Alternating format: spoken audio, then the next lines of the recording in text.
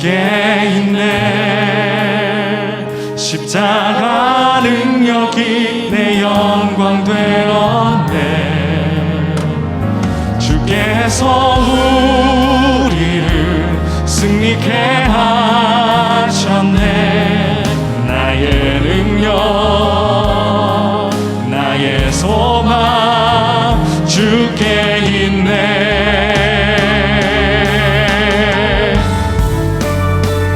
나의 믿음 주께 있네. 십자가 능력이 내 영광 되었네. 주께서 우리를 승리케 하셨네. 나의 능력, 나의 소망 주께 있네. 구원하심이 보좌에 앉으신 우리 하나님과 어린 양께 있도다. 구원하심이 보좌에 앉으신 우리 하나님과 어린 양께 있도. 우리의 하나님과 어린 양께 있도다. 우리 하나님과 어린 양께 있도다. 우리의 능력 되고 우리의 소망 되시는 그 십자가의 능력을 사모합니다. 할렐루야. 우리의 신앙이 무엇을 믿고 무엇을 확신하고 있는지 여러분의 입술을 열어 사도신경 함께 고백하겠습니다. 나는 전능하신 아버지 하나님, 천지의 창조주를 믿습니다. 나는 그의 유일하신 아들 우리 주 예수 그리스도를 믿습니다. 그는 성령으로 잉태되어 동정녀 마리아에게서 나시고 본디오 빌라도에게 고난을 받아 십자가에 못 박혀 죽으시고 장사된 지 사흘 만에 죽은 자 가운데서 다시 살아나셨으며 하늘에 오르시어 전능하신 아버지 하나님 우편에 앉아 계시다가 거기로부터 살아있는 자와 죽은 자를 심판하러 오십니다. 나는 성령을 믿으며 거룩한 공교회와 성도의 교제와 죄를 용서받는 것과 몸의 부활과 영생을 믿습니다. 아멘. 오늘 우리에게 주시는 하나님의 말씀은 누가복음 24장 25절입니다. 누가복음 24장 25절의 말씀입니다.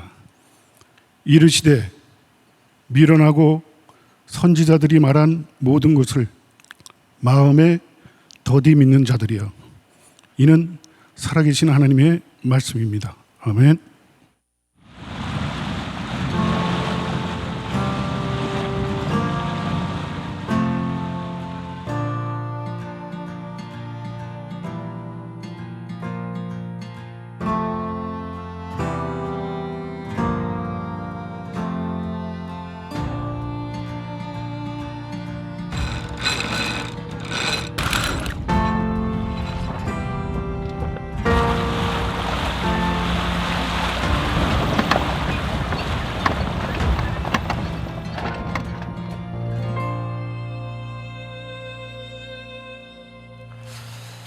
변화산이 끝났는데 제가 변화산 동안에 말씀 중에 나누었던 예화와 아주 비슷한 예화가 있습니다. 아마 생각나는 분이 있을 것 같아요.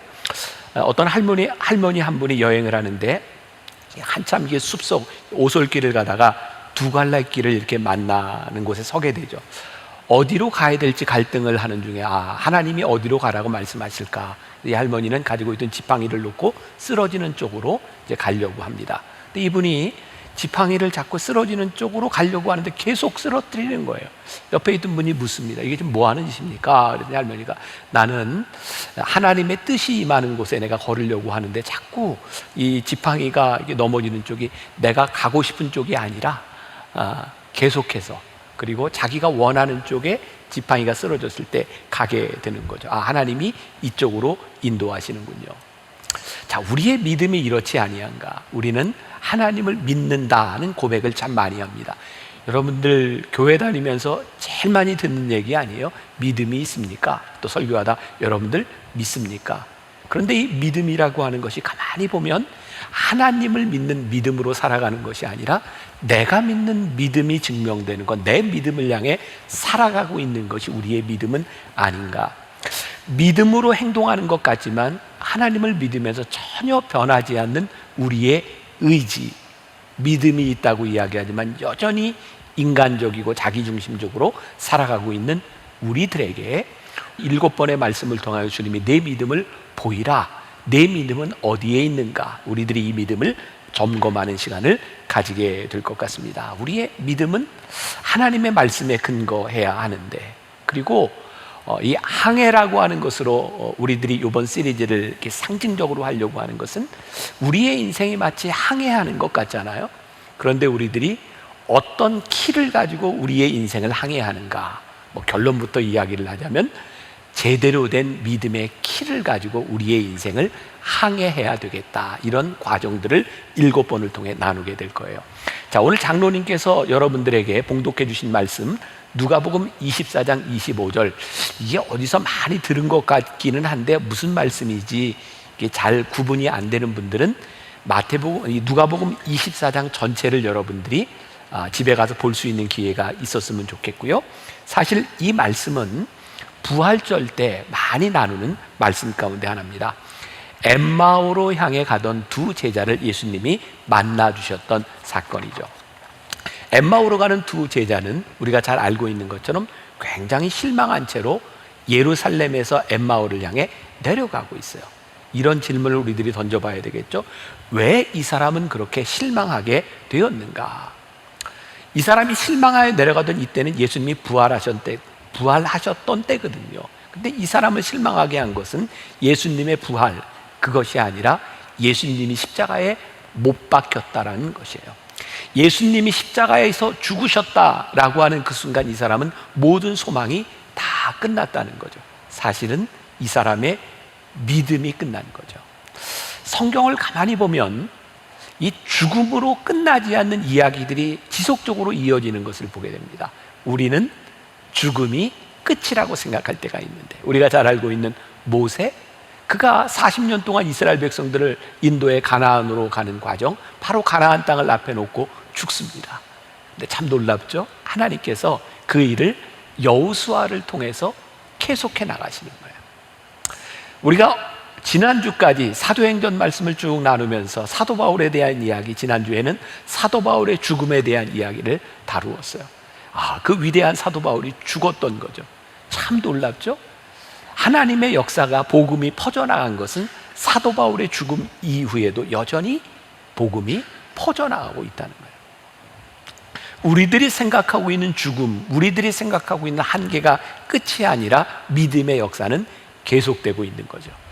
제가 언젠가도 여러분들에게 소개해드린 책이 하나 있어요. 산비라는 책인데 그 제목이 Mountain Rain이라는 거, 산에서 비가 내리는 거예요. 이 제임스 오 프레이저라고 하는 선교사의 전기인데요. 이 책을 보면서 제 마음에는 진짜 산에서 비가 추적추적 내리는 그 슬픔, 아픔 같은 것이 느껴졌던 그런 책이에요. 굉장히 좋은 책입니다. 이 프레이저 선교사는 22살의 나이에 리수족을 선교하기 위해서 미얀마와 중국 접경에 있는 그 산악지대에 들어갑니다. 22살에. 이 프레이저 선교사는 이 책에 보면 굉장히 음악에 대한 재능을 가지고 있었던 피아노 연주가였고, 그는 공학도로서도 굉장히 유망한 사람이었다고 합니다. 근데 22살에 리수족을 사랑하는 마음으로 선교사로 들어가요. 20년이 지났을 즈음 거기에 선교사로 들어온 록시 다이아몬드라고 하는 여인을 만나게 됩니다. 그 당시 그 여인의 나이는 23살. 19살의 차이에도 불구하고 둘이 선교지에서 결혼을 합니다. 아이 셋을 낳고 열심히 선교해요. 그렇게 딱 10년 행복한 시간을 살고 52살의 나이에 뇌 말라리아로 프레이저 선교사가 죽습니다. 제 마음에는 그게 산에 추적추적 비가 내리는 그런 슬픈 마음으로 저에게 다가왔어요. 여러분들 아세요? 제임스 오 프레이저 선교사가 죽은 후 지금 리수족의 70%가 다 크리스찬이 되었다는 거예요. 죽음이 끝이 아니라 그 죽음 위에 오히려 죽음을 통해서 믿음은 훨씬 더 강하게 증명되고 하나님의 역사를 우리들이 보게 될 수 있다는 사실이에요. 엠마오로 가고 있는 두 제자들, 예수님이 십자가에서 죽으셨다는 소식을 듣고 얼마나 절망적이었을까요? 그런데 여기에서 우리 주님께서 믿음의 이야기를 시작하고 있는 것을 보게 됩니다. 저는 개인적으로 이 말씀을 준비하면서 이 엠마오로 가는 두 제자가 진짜 믿음이 없었구나, 이런 생각을 하게 돼요. 누가복음 24장, 여러분들 전체를 보면 24장에는 어떤 내용이 나와 있냐면, 예수님이 십자가에 달리시고 무덤에 묻히셨을 때 여인들이 예수님의 무덤을 찾아가요. 잘 아는 얘기죠. 부활절 새벽입니다. 여인들이 무덤을 막고 있던 돌문이 굴러간 것을 보고 그 안에 들어가서 봤는데 예수님의 시신이 없어진 거예요. 울고 있죠. 그때 부활하신 예수님을 만나게 돼요. 이 여인들이 그 소식을 예수님의 제자들에게 가서 쫙 전합니다. 근데 제자들이 그 이야기를 믿지 않아요. 자, 누가복음 24장 13절에 이런 구절이 있어요. 그날에, 예수님 부활하신 날이에요. 그들이란 예수님의 제자들 중 둘이 예루살렘에서 20올이 되는 엠마오라 하는 마을로 가면서, 여기에 두 사람은 어떤 사람이냐면, 많은 제자들에게 이 여인들이 예수님의 부활의 소식을 알렸는데 그 말을 믿지 않았던 사람들 중에 둘이 엠마오로 내려가고 있었던 거예요. 그리고 예수님은 이들이 실망하여 내려가고 있는 그들 옆에서 그들과 동행하셨고, 그리고 그들에게 오늘 본문 말씀을 이야기하고 있는 거예요. 이르시되 미련하고 선지자들이 말한 모든 것을 마음에 더디 믿는 자들이요. 저는 이 두 사람의 슬픔 가운데 존재하는 믿음을 보게 돼요. 엠마오로 가는 두 제자를 통해 깨닫게 되는 것이 있어요. 사실 우리들의 믿음이 강하다라고 느끼는, 우리의 믿음이 살아있어 라고 느끼는 때는 사실 우리들이 기쁨이 충만할 때, 우리들이 참 주 안에서 모든 것들이 형통해, 그럴 때 우리들이 믿음이 있는 것 같은데, 우리의 인생의 슬픔, 고난, 우리들이 해결할 수 없는 그런 문제들을 보면 사실은 믿음이 필요한데 우리의 믿음이 사라져 있는 것처럼 보일 때가 있어요. 자, 오늘 말씀의 적용의 가장 큰 포인트는, 오늘 말씀을 듣는 여러분들 중에 혹시 이 어려운 시간들을 지나가며 여러분들의 슬픔과 절망으로 여러분들의 눈이 가리어져 있다면 오늘 여러분들에게 주시는 이 믿음을 우리들이 붙잡아야 되는 거죠. 누가복음 24장 15절에 보면 이런 구절이 있어요. 예수께서 가까이 이르러 그들과 동행하시나. 자, 보세요. 이들이 슬픔 가운데 동행하시는 예수님을 발견하지 못했어요. 아주 흥미로운 일입니다. 예수님이 옆에 계시는데 이들이 예수님을 발견하지 못한 거예요. 슬픔에 눈이 가리워져서. 그래서 오늘 여러분들에게 제가 적용하고 싶은 이야기, 오늘 우리를 참 힘들게 하는 인생의 골짜기를 지나가며 우리들의 문제는 동행하는 예수님이 보이지 않는 것이죠. 슬픔으로 우리들의 눈이 가리워져 있는 것이죠. 근데 예수님께서 엠마오로 내려가고 있는 이 두 제자들과 동행하시면서요, 어떤 일이 있었는지 아시죠? 이들의 슬픔과 절망의 이야기를 예수님이 다 들어주세요. 그리고 나서 오늘 본문 말씀, 미련하고 선지자들의 말한 것을 마음에 더디 믿는 자들이요 라고 질책하세요. 그러니 오늘 우리들이 말씀을 들으며 우리들이 찬양하고 기도할 때 여러분들의 슬픔과 여러분들의 고통과 아픔의 이야기를 다 내어놓으시라고, 우리 주님이 함께 동행하시며 그 이야기를 들어주실 거예요. 그리고 중요한 것은 그 이야기를 듣고 예수님께서 엠마오로 가던 이 두 제자를 인격적으로 만나주셨다는, 여러분, 인격적으로 만난다고 하는 것은 무슨 의미일까요? 우리는 이렇게 예배를 드리면서 저를 통해서 여러분들이 말씀을 듣고 누군가를 통해서 많은 신앙의 이야기들을 들어요. 저는 그것을 인격적이라고 이야기하지 않습니다. 누군가의 이야기죠. 인격적이라고 하는 것은 내가 주님 앞에 토로했던 모든 상황 가운데서 나를 만나주시는 주님을 만나는 것이 인격적인 일이에요. 우리들의 신앙을 객관화하지 말고 우리들의 신앙을 주관화하는 것, 나를 만나주시는 하나님을 만나는 거예요. 어떤 목사님은 이렇게 설교를 보면 그렇게 성도들에게 이런 얘기를 많이 하죠. 여러분들 상처를 내놓으세요. 상처를 내놓으세요. 근데 사실 이 중에 상처의 분량들이 다 다를지 몰라요. 어쩌면 여러분들 가운데는 상처보다는 기쁨의 기억을 많이 가지고 있는 분들이 많을 거예요. 근데 그렇게 이야기하는 목사님을 보면 저 목사님에게는 상처가 참 많았었나 보다, 이런 생각을 하게 되죠. 몇 년 전 저희 교회에 어떤 목사님이 오셔서 장로님들 교육을 한 적이 있어요. 근데 제가 그 장로님들에게 교육을 하는데 제가 듣고 있으면서 너무 민망했던 적이 있어요. 왜냐하면 이 목사님이 우리 장로님들에게 계속 그런 얘기를 해요. 교회에 갈등이 있을 때, 목사님하고 문제가 있을 때.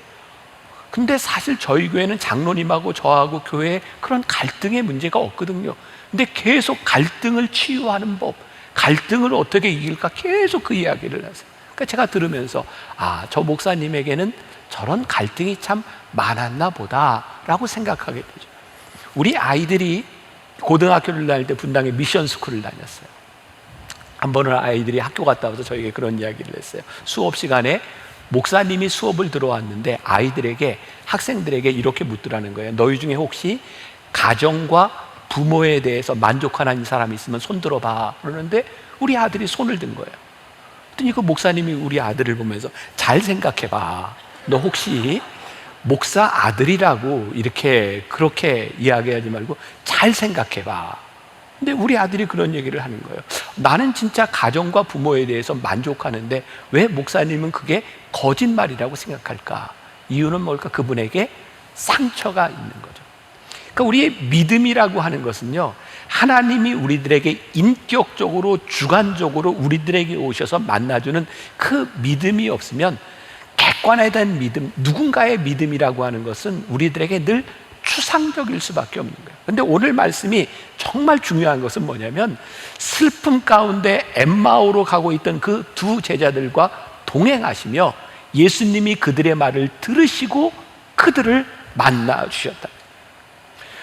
오늘 이 제자들 향해서 이 미련한 자들아 라고 말씀하셨던 예수님이 우리들에게도 동일한 질책을 하셔야 된다고 생각하거든요. 여기 오늘 말씀에 보면 이르시되 미련하고 이 선지자들의 말을 더디 믿는 자들이요 라고 얘기하는데, 제 마음에는 에이 미련한, 이런 정도가 아니라 예수님께서 에이 미련한 놈아 이렇게 말씀하셨을 거예요. 이런 미련한 놈. 근데 저에게 느껴지는 뉘앙스는 이렇게 꾸짖려고 하는 그런 의도가 아니라 안타까움에서 이 미련한 놈아, 예수님께서 그렇게 말씀하시는 것 같아요. 예수님은요, 이렇게 더디 믿는 이 미련한 자들을 향하여 이 사악한 놈들아, 이 악한 놈들아 이렇게 말씀하시지 않았다.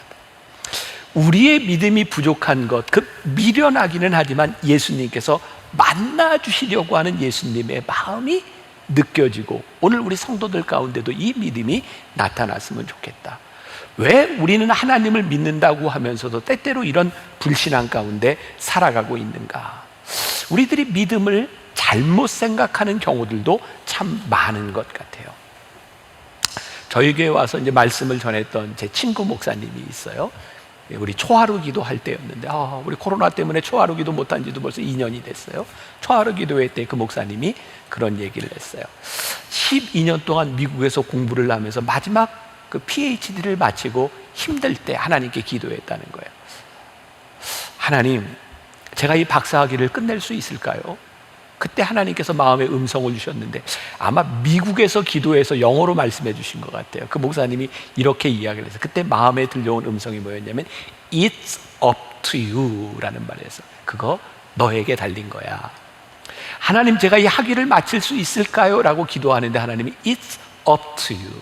이 말은 뭐냐면 네가 열심히 하면 마칠 수 있고 네가 열심히 안 하면 못 마칠 거야 라고 들렸던 거죠. 사실 이것은 믿음의 문제가 아니라 내가 열심히 하느냐 하지 않느냐에 대한 문제인 거예요. 사실 우리들이 믿음을 많이 오해하는 것 중에 하나가 하나님을 믿으며 우리들이 기도한다는 것 때문에 우리들의 책임을 면제하려고 하는 것들, 그것이 믿음이 무너진 것으로 착각하는 것, 지독한 낙담으로 인해 우리들의 마음이 흐려져서 믿음이 무엇인지를 보지 못하는 경우들도 종종 있는 것 같아요. 요즘 여러분들 코로나로 인해서 이렇게 마스크를 다 쓰고 다니시는데 안경을 쓴 사람들에게 참 곤혹스러운 것 중에 하나가 그런 거죠. 이렇게 마스크를 쓰고 있는데 김이 훅 나면 안경이 이렇게 흐려져요. 전 참 흥미로운 게 안경이 흐려지면요, 앞에 물체가 잘 안 보여요. 앞에 물체에 문제가 있는 게 아니라 안경이 흐려진 거잖아요. 나는 흥미로운데, 우리들의 믿음의 문제가 뭔지 아세요? 우리 앞에 계시는 주님이 보이지 않는 이유, 우리의 눈을 흐리게 하는 잘못된 믿음들이 믿음을 방해할 수 있는 거죠. 우리가요, 하나님을 믿는다고 하는 그 믿음의 고백이 우리들의 삶에서 제대로 적용되지 않기 때문에, 믿음으로 살아가지 못하기 때문에 믿음이 우리들에게 보이지 않는 경우들도 많이 있는 거죠. 우리가 이게 진리라고 생각하지만 진리로 살아가지 않고 진리가 우리들에게 적용되지 않는, 이런 예를 들어볼까요? 어떤 어린애가 아버지와 함께 동물원에 갔어요. 동물원에 가면 제일 흥미있는 동물이 뭔가요? 되게 맹수들을 보는 거잖아요. 흔히 보지 못하는 사자, 호랑이. 이 아버지가 어린애를 데리고 사자 우리 앞에 갔는데 이 애가 막 우는 거예요. 그래서 아버지가 왜 우냐 그랬더니, 아빠 저 사자 보세요. 그러니까 아버지가, 야 임마 왜 사자를 보고 울어? 사자가 안 보여요. 야 임마, 아빠는 사자가 보이는데 그 앞에 철창도 보여. 이 흥미로운 얘기인데 참 놀랍잖아요. 사자만 볼 수도 있고 사자를 가리고 있는 철창이 보이기도 해요. 오늘 우리의 믿음은 우리들이 가지고 있는 지식을 가지고 무엇을 보고 그 믿음을 우리들의 삶에서 어떻게 적용하느냐에 대한 문제이겠죠. 또한 우리를 이렇게 실망하게 하는 많은 문제들 가운데 하나는 우리들이 가지고 있는 성급함이 아닐까. 자, 오늘 말씀 적용을 좀 해볼게요. 엠마오로 가는 두 제자가 언제 예루살렘에서 엠마오로 가고 있냐면 안식 후 첫날 예수님께서 부활하시기로 한 날이에요. 그날 새벽에 여인들이 예수님의 부활의 소식을 듣고 사람들에게 이야기했고 이들도 들었어요. 근데 이들은 믿지 않았어요. 그리고 실망한 채로 엠마오를 향해 내려가고 있는 거예요. 그런 생각을 해보세요. 이들이 아직 이 날이 끝나지 않았는데, 여러분 예루살렘에서 엠마오까지 내려가면서 밤이 되면 위험하니까 이들은 낮에 갔을 거예요. 어쩌면 오전에 출발했을지도 몰라요. 이들이 만약에 그날 밤까지 예루살렘에 머물렀다면 부활하신 주님을 이들이 만났을 수도 있고 더 많은 부활의 이야기를 들을 수 있었을 텐데, 이들은 예수님이 십자가에 달리셨다고 하는 그 실망감으로 인하여 그날 하루를 다 거기에 머물지 못하고 엠마오로 내려가고 있는 거예요. 이들은 성급하죠. 그런데 우리들의 신앙에, 우리들의 삶에 믿음으로 살아가지 못하는 정말 많은 모습들 가운데 우리들이 가지고 있는 성급함이 있더라. 자, 히브리서 10장 36절에 보니까 이런 말씀이 있어요. 같이 봉독해 봅니다. 시작. 너희에게 인내가 필요함은 너희가 하나님의 뜻을 행한 후에 약속하신 것을 받기 위함이라. 자, 너희들에게 뭐가 필요함은? 인내가 필요함은 너희가 하나님의 뜻을 행한 후에 약속한 것을 받기 위해서 인내가 필요하다는 거예요.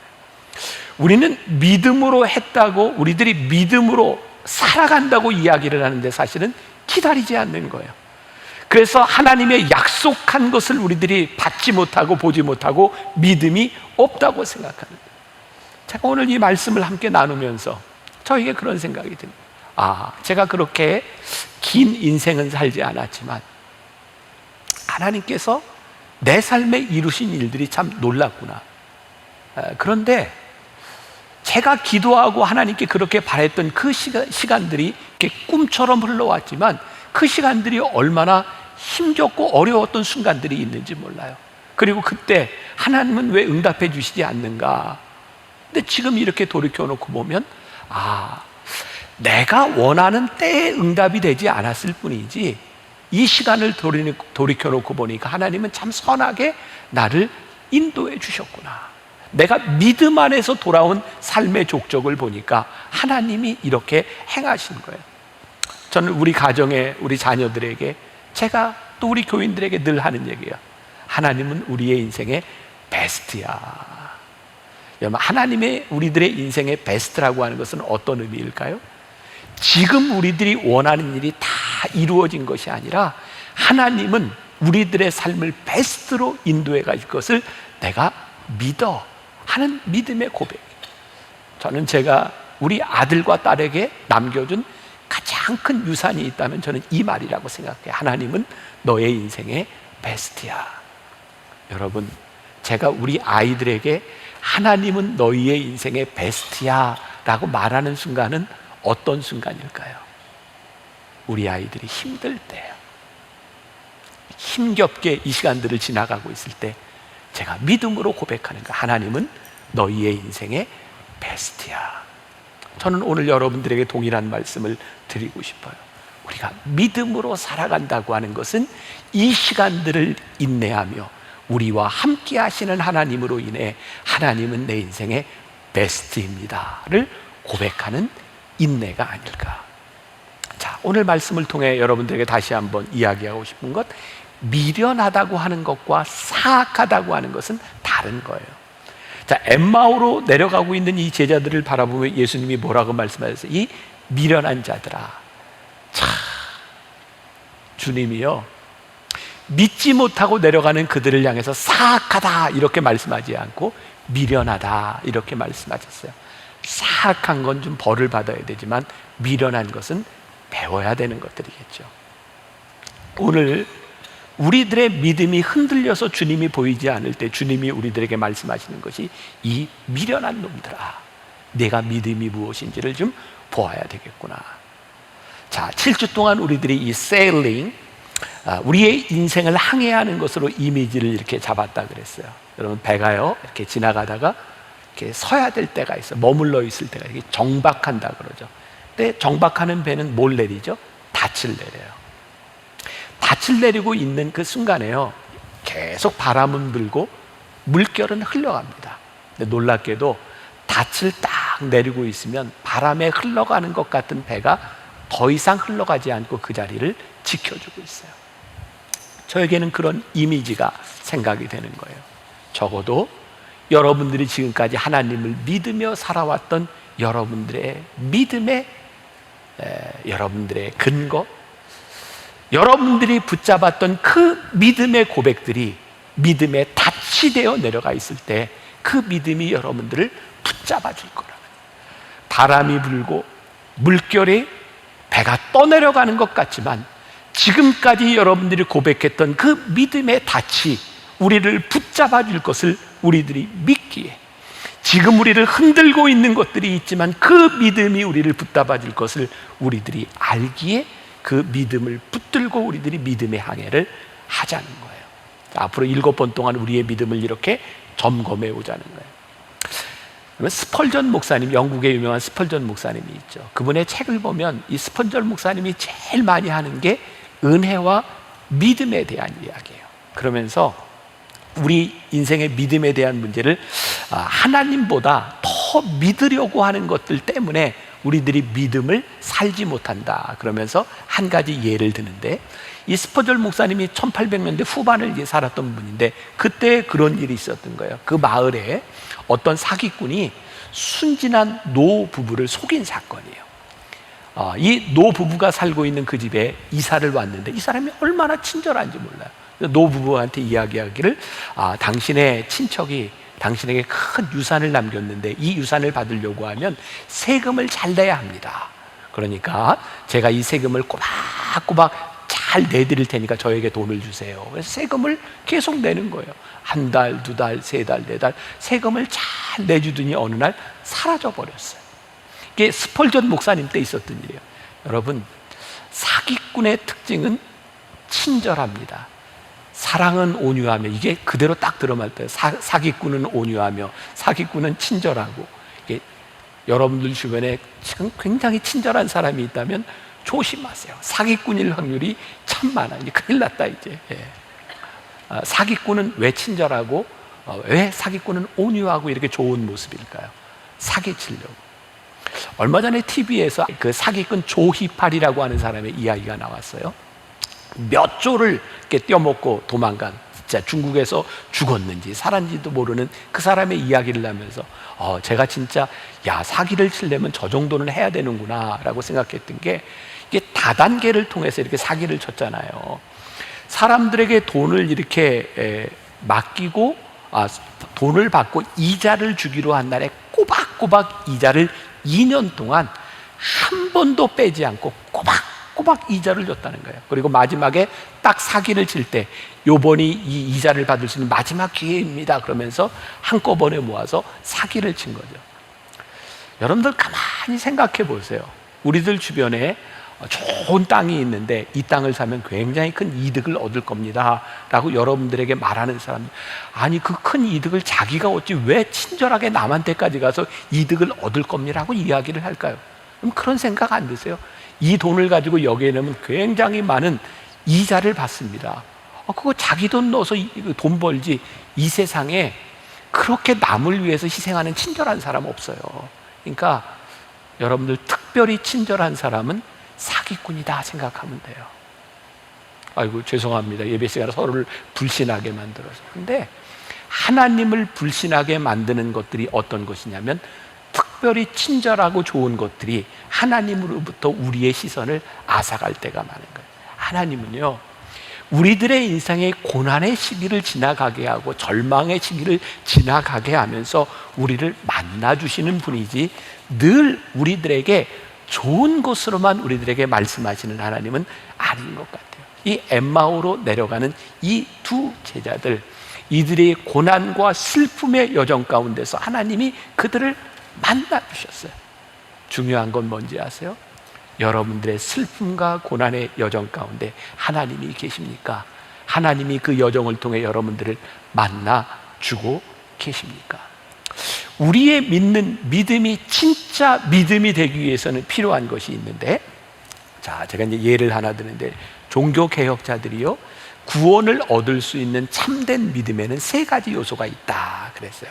자, 이게 라틴어인데 조금 어려울 수, 이건 기억 안 하셔도 돼요. 첫 번째는 노티티아라고 하는 라틴어인데 이것은 지식과 정보라는 말이에요. 두 번째는 아센수스라고 하는 말은 이것은 동의한다는 말입니다. 세 번째 피두시아라고 하는 말은 신뢰하고 행한다는 거예요. 그러니까 진짜 믿음이 작동하기 위해서는 지식이 있어야 되고, 거기에 동의를 해야 되고, 거기에 믿고 따름이 있어야 되는 거예요. 자, 예를 들어서 어떤 사람이 아주 중한 병을 앓고 있는데 아주 명의 의사에게 찾아가서 처방을 받아요. 자, 첫 번째, 이 처방대로 약을 먹으면 낫는다. 이건 지식이에요. 그리고 이 처방한 약을 먹으면 낫는다는 것을 나는 믿는다. 이건 동의하는 거예요. 그리고 이 처방한 약대로 먹으면 낫는다는 것을 내가 믿기 때문에 이 약을 먹는다. 이것은 신뢰하고 행하는 거예요. 믿음은 이 3가지를 가질 때 믿음이 되는 거죠. 그런데요, 오늘 이 엠마오로 가는 이 제자들도 예수님과 동행하며 예수님에 대한 이야기를 알고 있었고, 선지자들에 대한 이야기를 알고 있었어요. 그런데 이들은 믿음으로 살지 않았던 것이죠. 오늘 여러분들에게 제가 도전을 주고 싶은 이야기, 여러분들이 믿고 있는 그 믿음이, 그것이 믿음이라고 내가 고백했던 그 믿음이 여러분들의 삶에서 적용되고 그 믿음을 살아가고 있는가? 성경에 보니까요, 위대한 믿음의 사람들이 믿음이 어디에서 드러나는가? 여러분 족장들의 이야기를 보세요. 그들의 삶에서 이루어진 일들. 이 믿음이라고 하는 것은 우리들의 삶에서 구체적으로 일어나는 고백에 대한 일들인데, 여러분 주님은 나의 최고봉 계속 묵상 잘 하고 계시죠? 365일 매일 묵상합니다. 오스왈도 침버스가 여러 가지 이야기를 냈지만 그 중에 하나 저에게 참 많이 남는 게 그런 부분이었어요. 예수님과 예수님의 제자들이 변화산에 올라가서 변화산 체험을 하죠. 영광 중에 예수님이 변모하시는 걸 보게 돼요. 제자들은 어떤 생각을 하셨냐면, 우리 여기 머물렀으면 좋겠습니다. 근데 예수님은 그들을 데리고 계곡으로, 세상으로 내려오셔서 귀신 들린 자를 만나게 하세요. 그러면서 오스왈드 챔버스는 이런 얘기했죠. 우리의 믿음은 우리들이 황홀한 중에 영광 중에 변화산에 있을 때 믿음이 필요한 것이 아니라 그 체험을 가지고 세상 속으로 들어왔을 때 그것이 진짜 믿음이다. 생각해 보니까 여러분, 그동안 우리들이 신앙생활하면서 얼마나 많은 부흥회, 옛날에 부흥회 참 많이 했잖아요. 은혜 받고. 생각해 보세요. 그 은혜 받은 대로만 살았으면 여러분들 다 성자가 돼 있어야 돼. 근데 참 신기한 게 부흥회 때 그렇게 은혜 받고 결심하고 집으로 가면 그대로야. 우리가 믿음을 아는데 믿음에 동의를 했는데 그 믿음을 우리들의 삶에서 살아내지 못하는 거죠.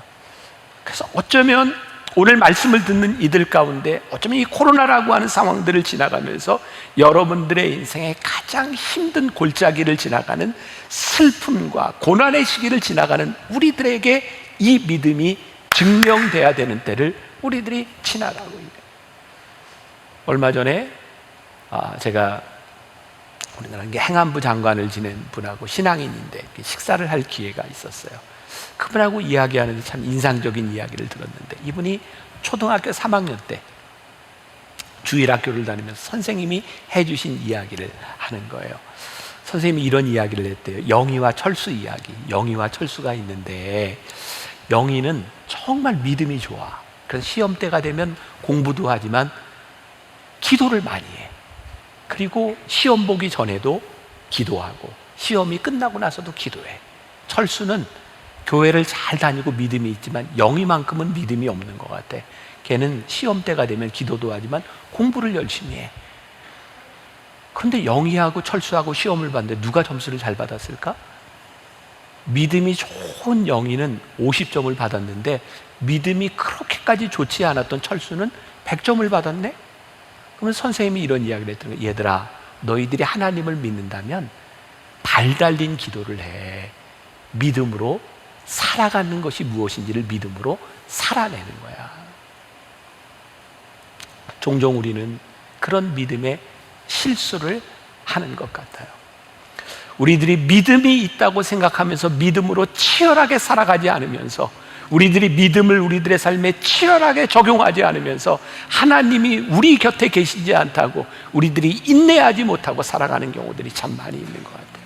제가 오늘 여러분들을 격려하고 여러분들에게 믿음으로 권면하고 싶은 거예요. 사랑하는 여러분, 여러분들이 지금 고난과 슬픔의 골짜기를 지나가고 있다면 바로 이 시기가 여러분들이 믿음으로 치열하게 살아가야 될 때입니다.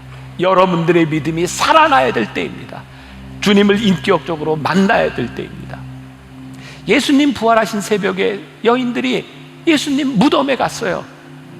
참 신기하죠. 예수님 부활하실 거라고 했는데 예수님 무덤에 가서 예수님의 시신을 보려고 갔어요. 무덤의 동굴에 돌이 굴러져 있고 거기에 예수님이 계시지 않자 여인들이 슬퍼하며 웁니다. 예수님의 시체가 어디 갔을까? 그때 음성을 듣죠. 왜 산자를 죽은 자 가운데서 찾느냐? 왜 산자를 죽은 자 가운데서 찾느냐? 너희의 믿음이 어디 갔느냐? 오늘 여러분들의 삶의 한가운데서 여러분들의 믿음이 드러나는 도전이 있기를 간절히 소원합니다. 여러분들이 살아왔던 믿음의 닻을 깊이 내리고 흔들리는 바다 한가운데서 그 믿음이 여러분들을 붙잡아주는 고백이 여러분들에게 있기를 주님의 이름으로 간절히 축원합니다. 앞으로 7일 동안 이 믿음의 이야기, 믿음을 점검하면서 우리들이 함께 이 믿음의 여정을 잘 걸어가면 좋겠습니다. 우리 같이 찬양합시다. 의인은 오직 믿음으로 살리라. 함께 찬양합시다.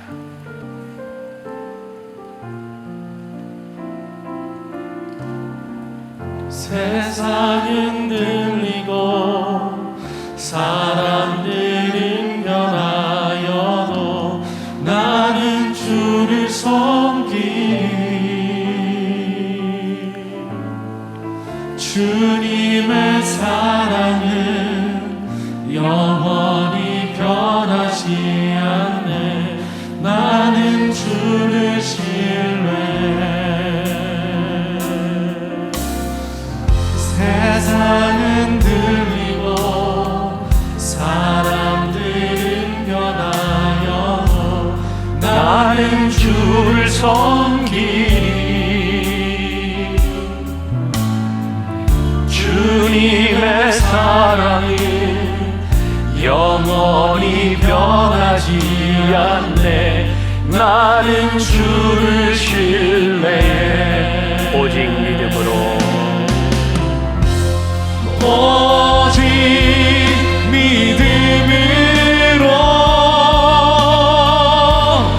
믿음으로 내가 살리라. 오직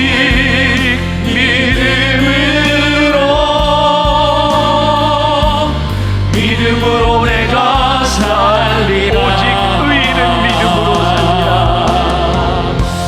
오직 의인은 믿음으로 말미암아 살리라. 오직 의인은 믿음으로 말미암아 살리라. 지금은 우리 주 예수 그리스도의 은혜와 하나님 아버지의 무한하신 사랑과 성령의 인도하심이 믿음으로 살기를 소원하며 이 세상으로 담대히 나아가는 당신의 사랑하는 모든 백성들 위해 지금부터 영원까지 함께 하시기를 간절히 축원하옵나이다. 아멘.